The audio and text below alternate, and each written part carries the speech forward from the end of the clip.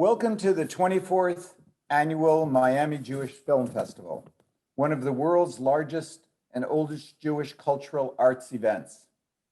We want to thank all our members, sponsors, community partners, volunteers, all of you film lovers, and especially our presenting sponsors, the Center for the Advancement of Jewish Education, SAGE, and the Greater Miami Jewish Federation for their continued support throughout all these years. My name is Henry Green, and I am the founder and executive director of Sephardi Voices and professor of Jewish Studies at the University of Miami. So I'm excited to be moderating a virtual conversation with old friends, directors Adriana Davis and Carole Basri. And I want to thank everyone for joining us. So I really enjoyed watching the movie, Saving the Iraqi Jewish Archives. And I want to begin with a question for both of you. And so let me begin with Carole. What motivated you to make this film? The subtitle is called A Journey of Identity. I feel my Jewish identity very strongly, as you know, Henry. And it's one that encompasses the idea that Jews have a special identity, and that is to really be, they talk about a light unto the nations, but I felt that this subject matter wasn't just about Jews.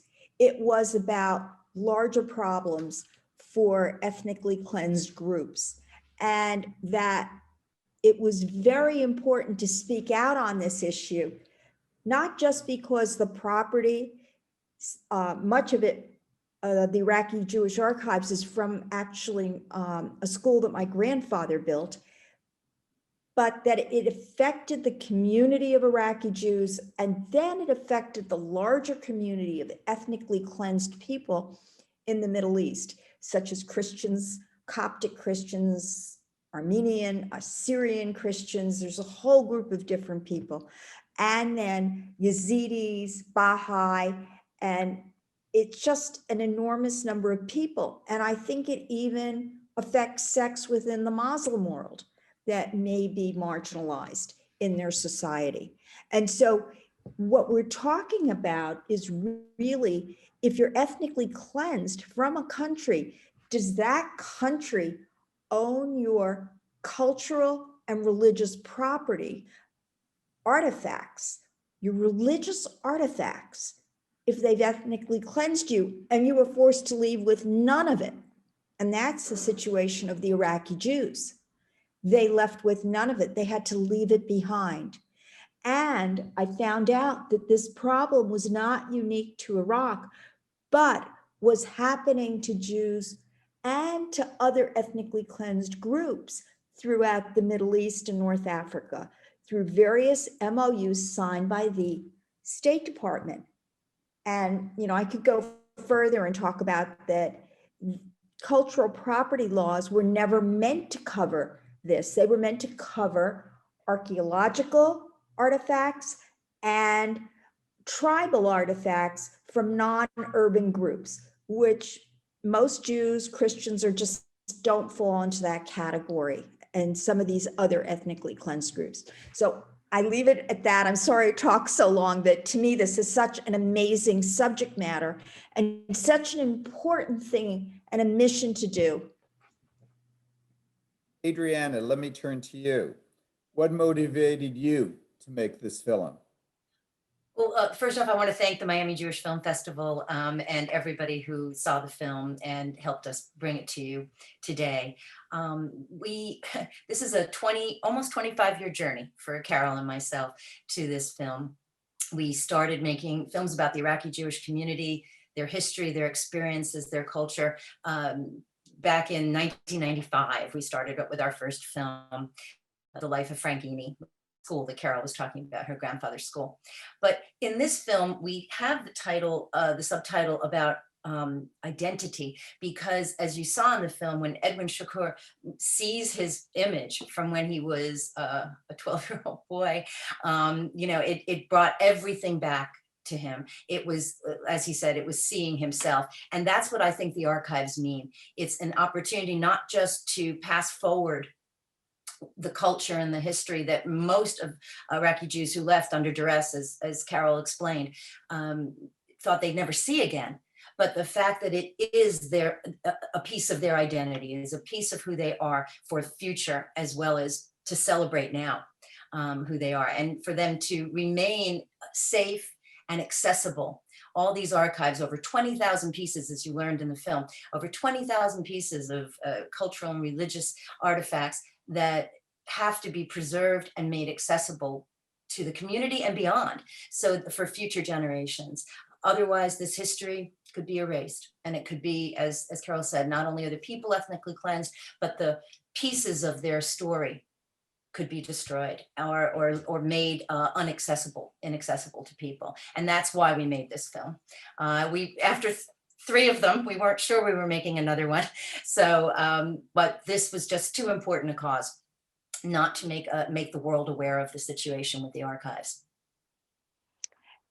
If I could just add one thing, interestingly enough, there has never been a complete inventory of the Iraqi Jewish archives.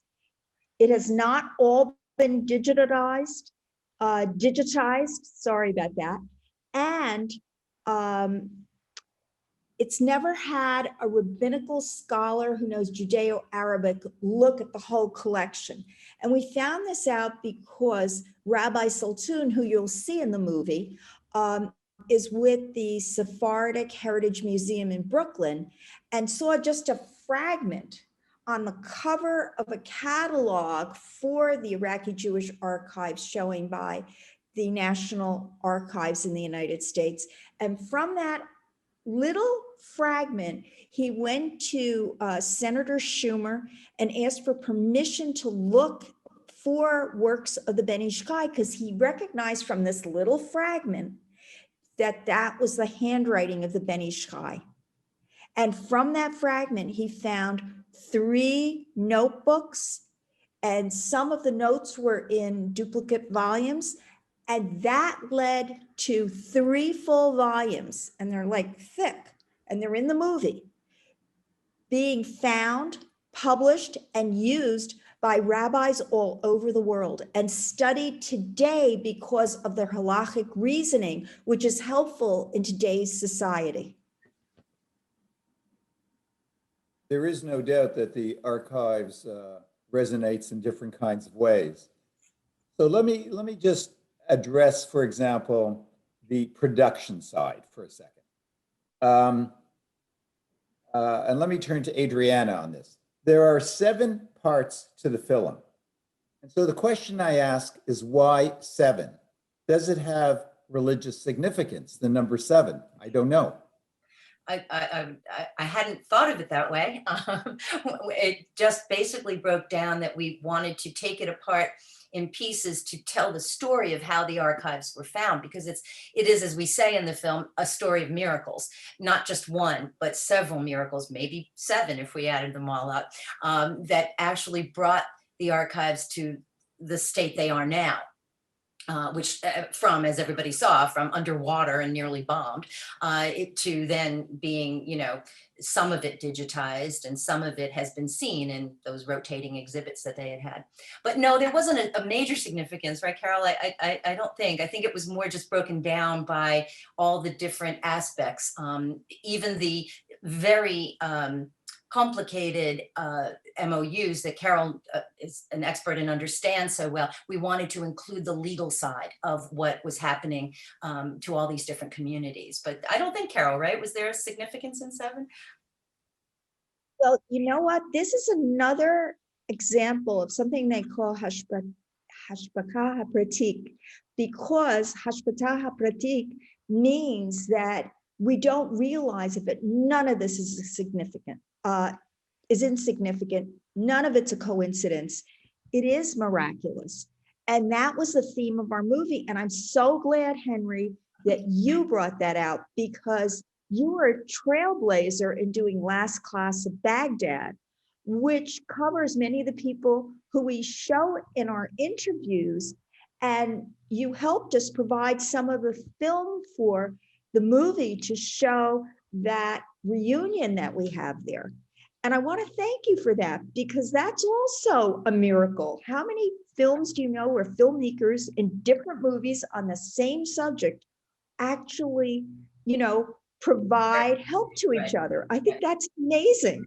It's quite So rare. maybe the 7 is exactly what it is supposed to be, not a coincidence, but the hand of Hashem again, showing us that this is a very special archive, and it took a very special person, Adriana, to be involved to make it happen, and another very special person, you, to provide so much support.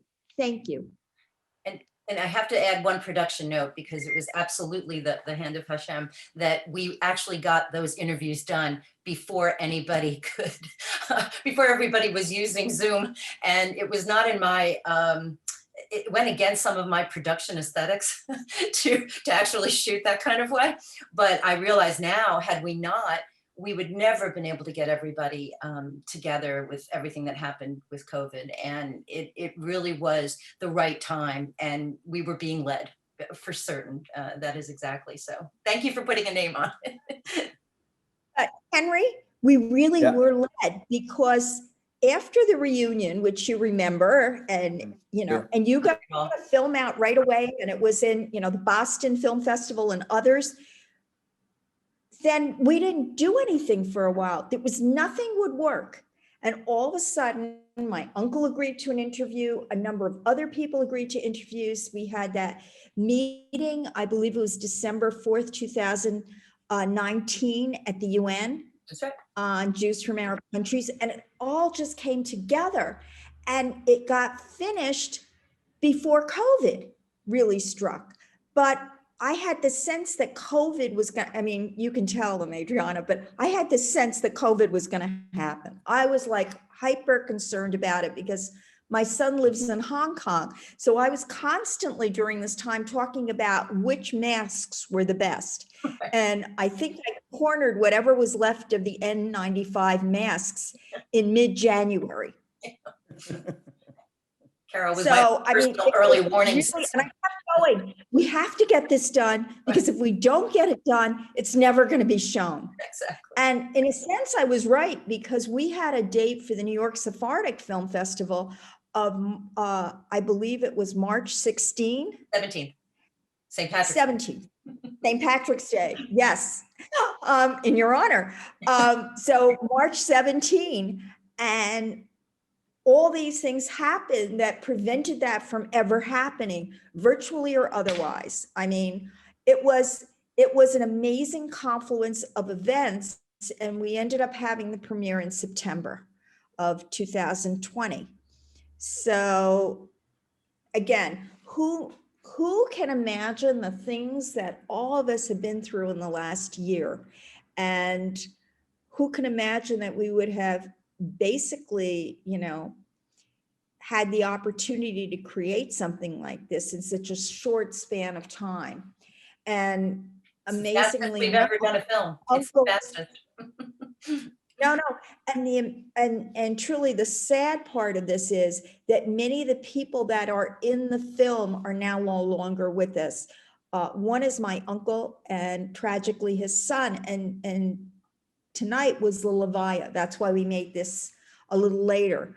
And we did it by Zoom. I mean, who would imagine doing, we call it an ariyat, when the unveiling occurs. And this was done on Zoom. It was a tragedy, but they were, early on. And we just had another person in the film, Hilda Rejwan, is no longer with us, and several other people. It's really quite a shame, but I'm so glad we captured those interviews, as I know you are and understand from Sephardic Voices. Each of these interviews is a time capsule that can't be revisited. That's right. Sure, that's That's why we do it, because it then creates a way that not only it preserves the heritage, but the pride for the children and the grandchildren remains, it resonates and remains strong. But in order to do that, what your movie is saying, we've got to save those archives, because that's another way, it's another vehicle. So let me ask you another question. This is for Carole. The Frank Inney School and your family play a central role in the film, 3 generations. It is dedicated to the memory of Joseph and David Inney. Correct. So how central are the records from the school to the Iraqi Jewish Archives? They're extremely central. We don't know the exact number because we don't have a full inventory, but much of the archives, I am told by NARA and the State Department, are derived from there.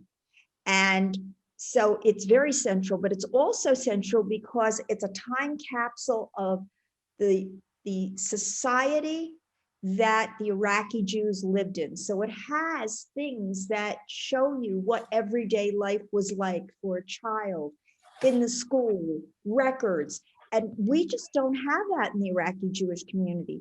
When you left Iraq, you could take 3 sets of clothing and basically 50 dinars, which is like $50 at that point. That's all you could take. You couldn't take your school records. You couldn't take photographs. Photographs are precious in the community because any that we have were smuggled out.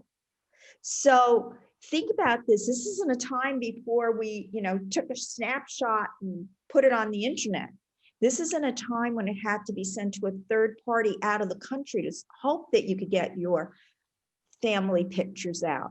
I know my uncle, Mir Basri, one of the reasons he was jailed, besides trying to go to the public, was that his daughter had a class picture with the names of the people in the class, and they accused them of spying because of that picture. So what everybody did was burn the pictures they had in 67, 68, 69, so that they wouldn't be seen as spies.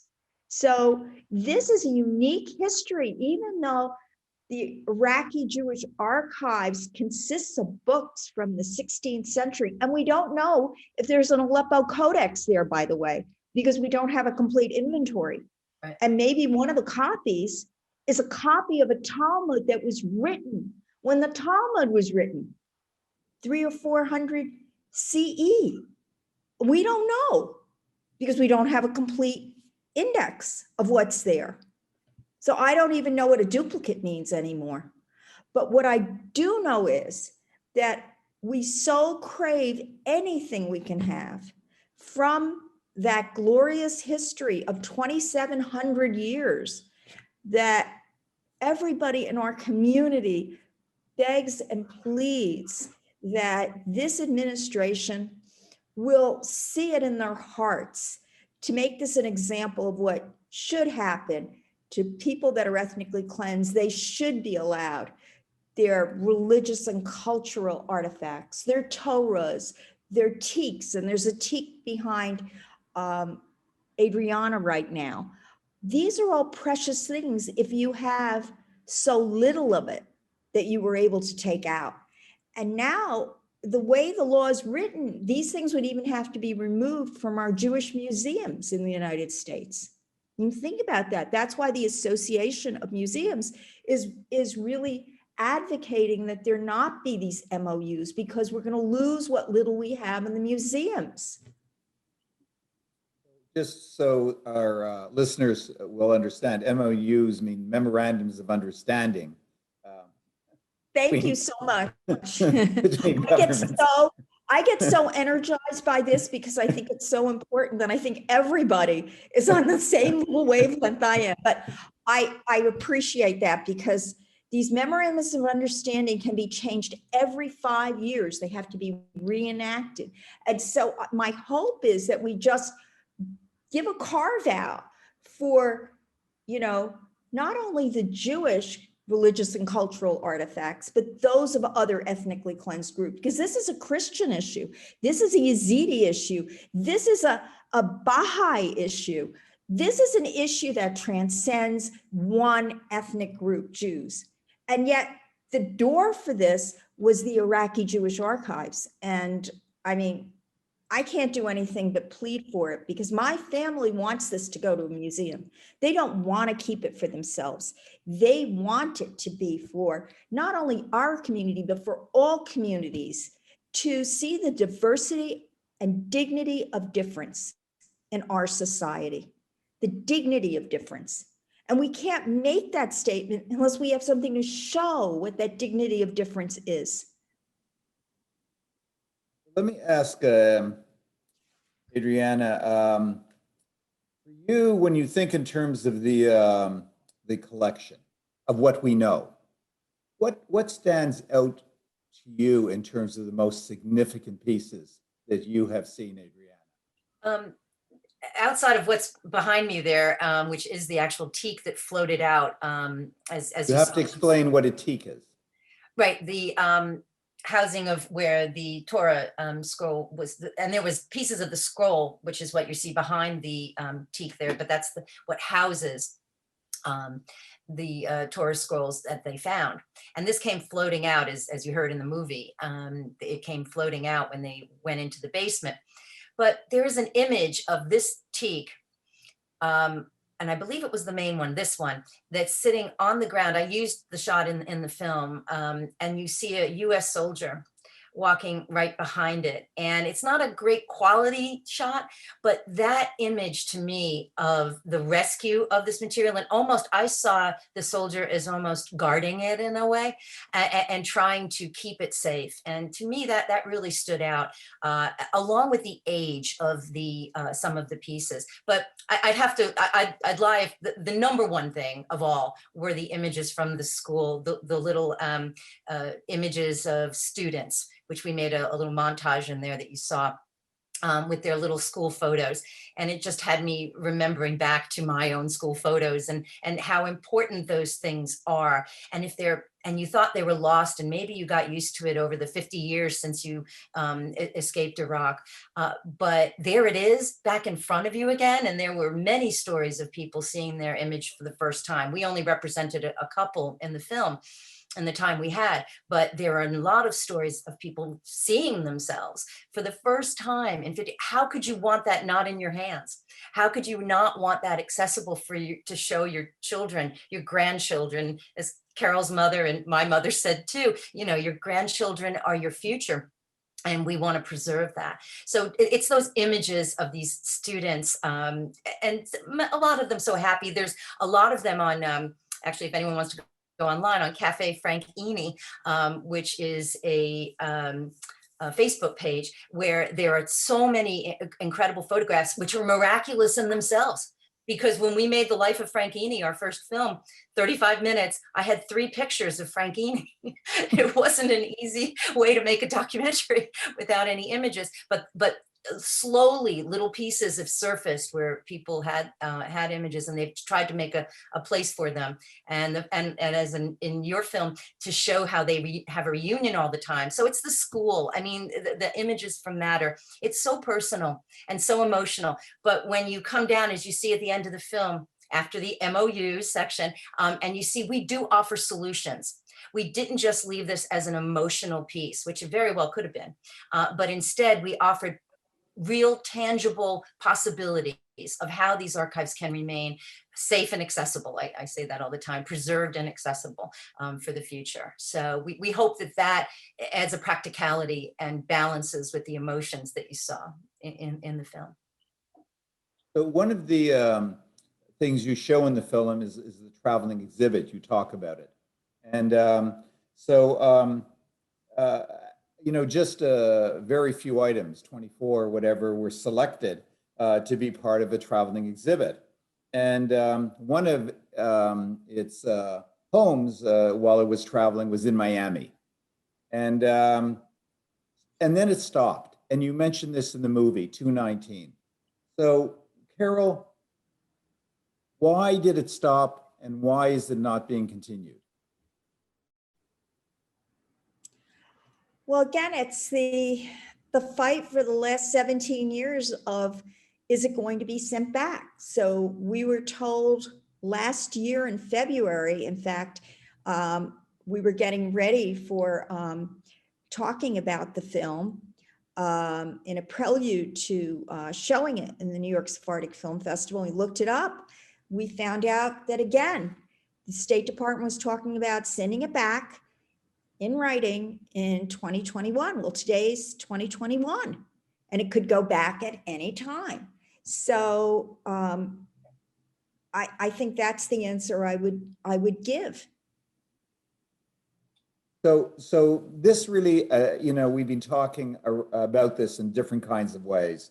That that the film is really a call in its core to save the archives. But it's also, as you've Correct. mentioned, Carole, several times, there's a bigger lens.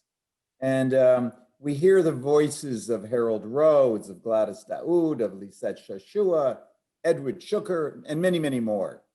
And what they're telling of is really a story of human rights, a forgotten exodus that is still unknown. And so the movie, in a way, is Save the Archives, but it's also a movie about a forgotten exodus. Because Right. most people don't know about this. Correct. It's not only a forgotten exodus, I believe it's a taboo history. And that what could happen is all the remnants of the Jews from Arab countries could be destroyed. And that would be a clear tragedy, because to understand the Middle East, you have to understand that there were all these ethnic groups, and the oldest of them that's still remaining are the Jews of Iraq that go back 2,700 years. And to do away with that history, to have a chance that it may not exist, would be terrible. And I say that with great trepidation, because in fact, you know, I have talked to people in the Iraqi National Archives that found the entire collection in a dumpster in 2010 to be incinerated. So I question whether, you know, whether it will be safeguarded. And I question the fact that it needs to go back to Iraq, because there are literally hundreds of Torahs that are decaying in the Baghdad Museum, let alone the collection that's in the Iraqi National Archives, which I would love to have access to. I mean, that would be fabulous. But again, what we have tangibly is this archive in the United States, and it would be a violation of international law, as we show in the film, to send it back under the UN human rights and under the cultural property laws.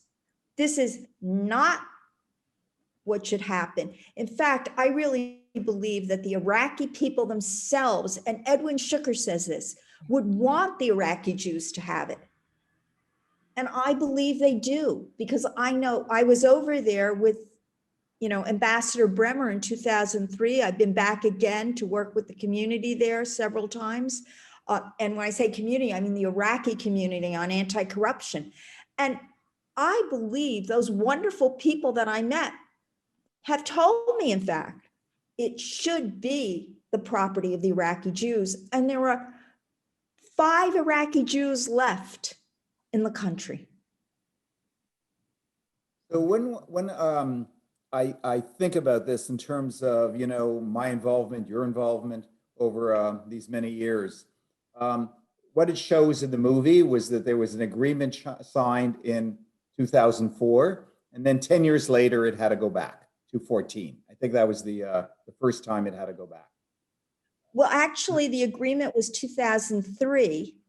And initially, there was a lot of resistance to showing it, which was part of the agreement, even that agreement. But the thing that's interesting is neither the Iraqis nor the Jews, the Iraqi Jews, were ever consulted when the agreement was made. It was made between the Coalition Provisional Authority and NARA with the State Department actually writing it up. And I was in Iraq at that time, sitting down the hall from where it was being done, and nobody ever talked to me about it.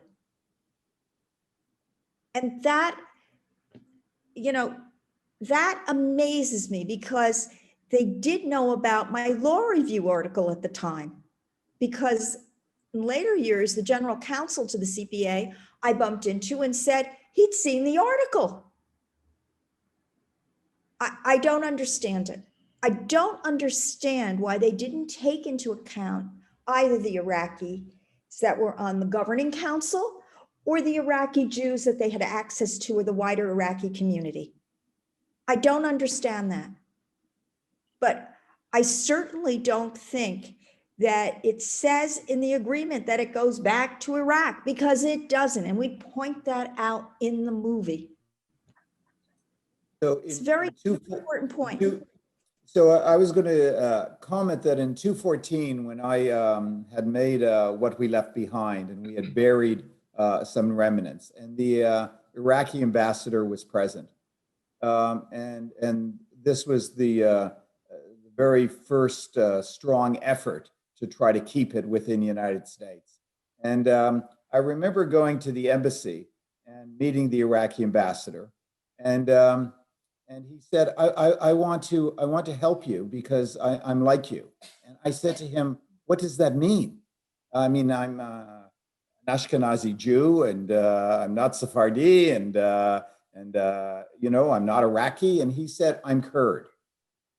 He said, I've also been persecuted, and how can I help? And I said to him, well, who do you know that I can talk to? So I called David Dangor, and it was just at the same time that the New York exhibit was opening. And and I said to David, can you help? And David said to me, is your name Kissinger? And I said, no, Henry Kissinger and Henry Green, we just share the first name. So he said, where would we meet? And I said, I have no idea, you know? And so it was a bit like Watergate. They met, and out of that came this, you know, decision to keep it for 2 more years. And then in 2016, there wasn't really that much difficulty in getting it to keep again. So what has changed from 2016 to now, where the US government was more willing to work with the committees that were involved in doing this, where now you have to, now it's much more serious. It's like, what changed in that time period? I think it was always like this, because I remember writing the first letter to the Iraqi ambassador at that time, Samir Samadai, and delivering it to him in 2006. So I don't think it's actually changed that much. I don't understand why there's this intransigence that's gone on for 17 years to recognize the rights of Iraqi Jews. I just don't understand it. I wish I could help you, but it's an apolitical issue.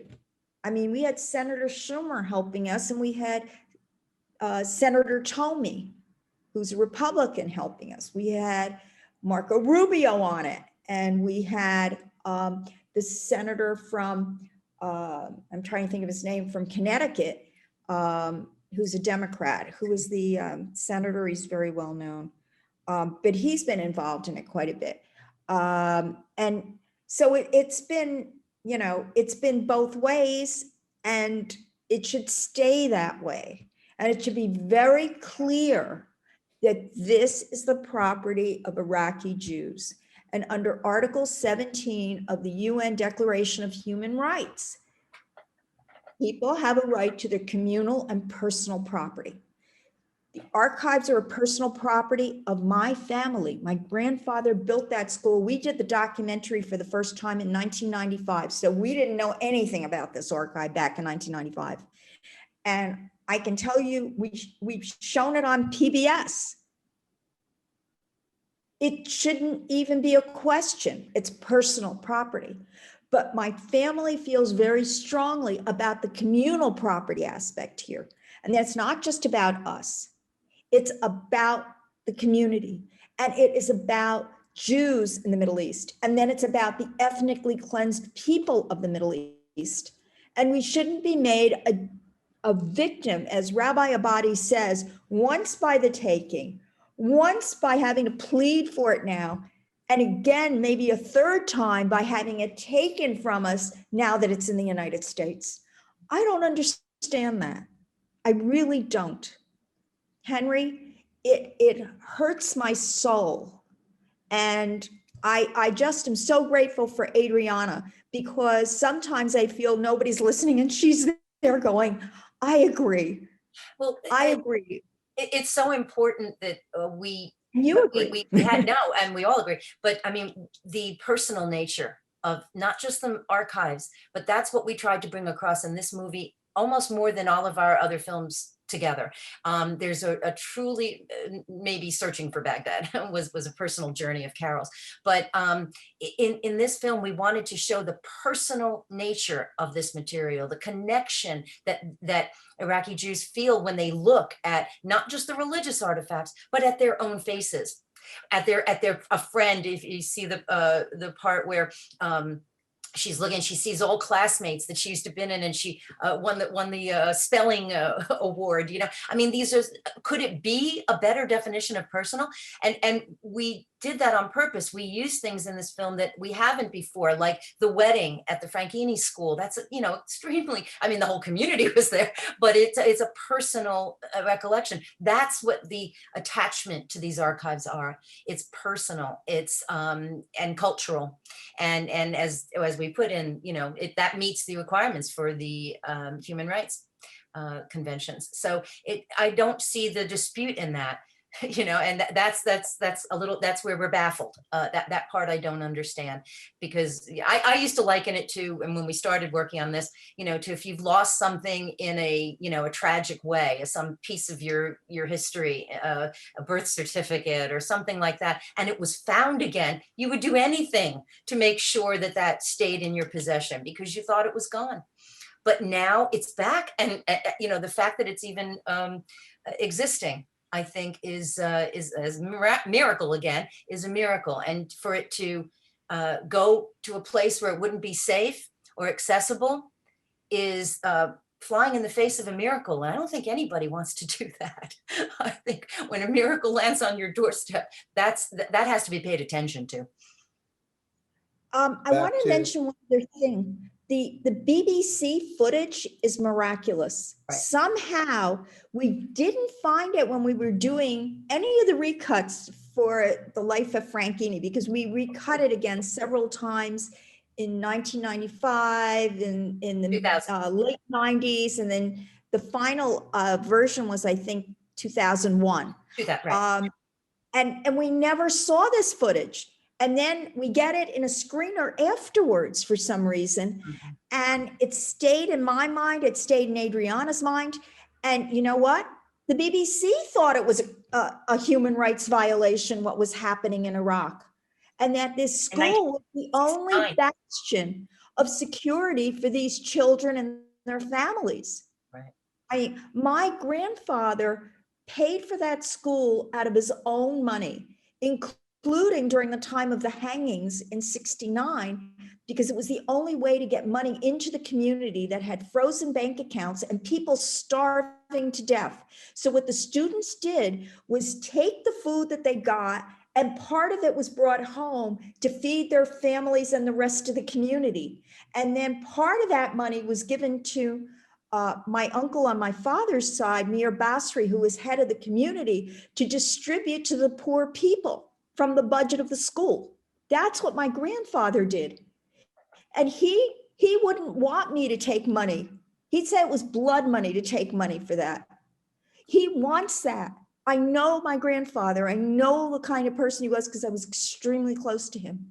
He would want those archives to be fought for and kept as a testament to the Iraqi Jewish community and to the other minorities that he had in the school, because he had Muslims and Christians in that school. And that's what's in that BBC documentary. He did not limit the school, even though it was considered the best school in Baghdad. It taught French, it taught Arabic, it taught English, and it taught enough Hebrew to get you through your bar mitzvah. And so he would have, and it was co-ed, he would have wanted the family to say, preserve it. And that's what my uncle says in the movie at the age of 91. These voices are so important that we hear because it's not just a documentary of photos of something past. This is their lives. And people who are listening today, what message do you want to give to them? What do you want to ask them to do that they might be able to help in saving? Adriana, you want me to speak or? No, both of you, please, both of you. I'll jump in real quick and then let Carole have the word on that. But what we really want is, or what I've wanted all along with all four of the films, was to, as you said, Henry, not just document a culture, but allow it to breathe, allow it to survive and thrive and live. And that's what we've seen in the progression of these 25 years that we've been doing the films, is how the community has come alive. And we like to think that maybe, you know, putting the films out there has helped with that. So what we'd want through this one is, maybe you'd like to look at some of the other films in the series, because they do all start to go to a point, from The Life of Franchini to Searching for Baghdad to The Last Jews of Baghdad, which is played in festivals throughout the world, and now Saving the Iraqi Jewish Archives. I know we'd like people to get active about the subject of the archives and get governmental and legal people involved. But at the heart, I want, beyond even the Iraqi Jewish community, I want other communities to hear and understand the story of the Iraqi Jews, because it through pain, I think we have a shared pain, and we can learn about each other and bridge, you know, make those bridges between different communities and different ethnicities, and find us in a human place, because in the end, that's what interested me in all of this material. And the fact that now I see the results of it in the children and grandchildren of the people we interviewed for our first films, now taking such an interest, learning the language, wanting to understand more. And that I'm more than proud of, and hope that this film does that. At the same time, it helps to save the Iraqi Jewish Archives. Carole.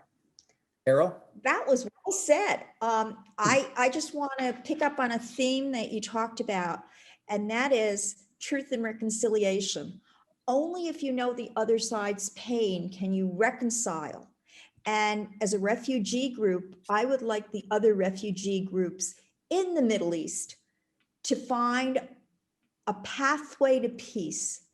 And I want to be part of that journey toward peace, toward all of us realizing that we've all suffered, and now is a time to come together.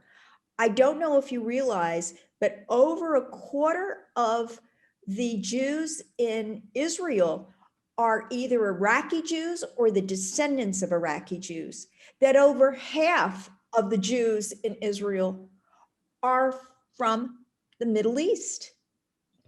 They don't come from outside areas. They come from the Middle East, and that it's a rich, beautiful culture, and we all share it.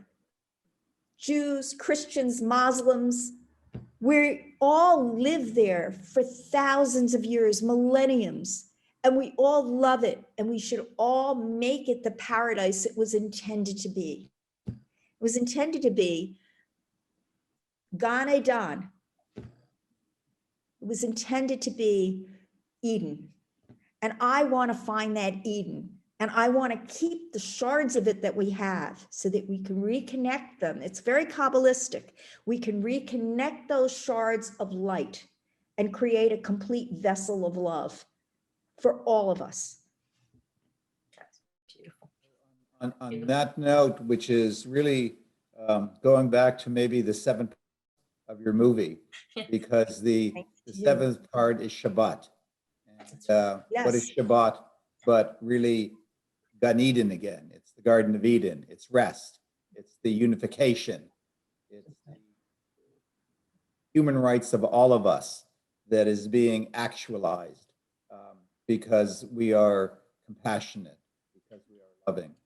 So I want to conclude by thanking Carole and Adriana for saving the Iraqi Jewish Archives. It's also the title, but for saving the Iraqi Jewish Archives. And once again, to thank you, all our members, our sponsors, our community partners, our volunteers, our film lovers, especially our presenting sponsors, and SAGE and the Greater Miami Jewish Federation for the continued support throughout all these years. And thank you, the audience, for participating in the 24th annual Miami Jewish Festival. Thank you, thank you, thank you. Thank you, Henry. Thank you, Henry. That was great. Thank you, Miami Jewish Film Festival.